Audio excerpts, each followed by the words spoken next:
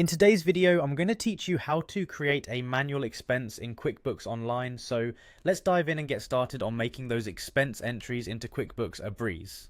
To begin, the first thing you want to do is sign into your QuickBooks Online account. Head over to the QuickBooks Online login page and click on the Sign In button. If you're not familiar with where it is, it's typically located in the upper right corner of the page.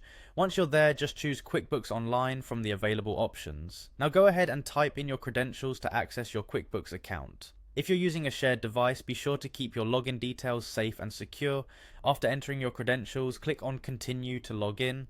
Once you're successfully logged in, the next step is to navigate to the Expenses section. To do this, look for and click on the menu labeled Expenses.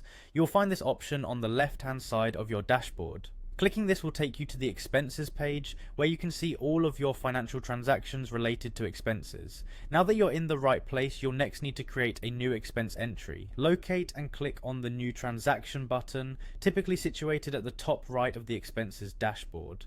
This button gives you several different transaction types to choose from. For today, we want to select expense from the list. Next, it's time to add the payee. The payee is the individual or company you've made the payment to. Start typing their name, and if they already exist in your system, QuickBooks will show you potential matches. If they're new, you can quickly add them to your contacts during this stage. Following that, provide details of the payment account. This is the account from which you made the payment. You might have multiple accounts set up in QuickBooks, so make sure you select the appropriate one for this transaction. Enter the item details next. This is where you describe what the expenditure was for, making sure to include information like quantity, price, and any applicable tax rates. The more detail you provide here, the easier it will be to track your expenses accurately later on. Then choose your payment method from the available options. This could be a credit card, bank account, or any other method you have set up in QuickBooks.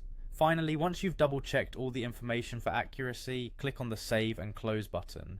Doing this finalizes the entry and updates your records, allowing you to keep an organized view of your finances. And there you have it. You've just learned how to create a manual expense in QuickBooks Online.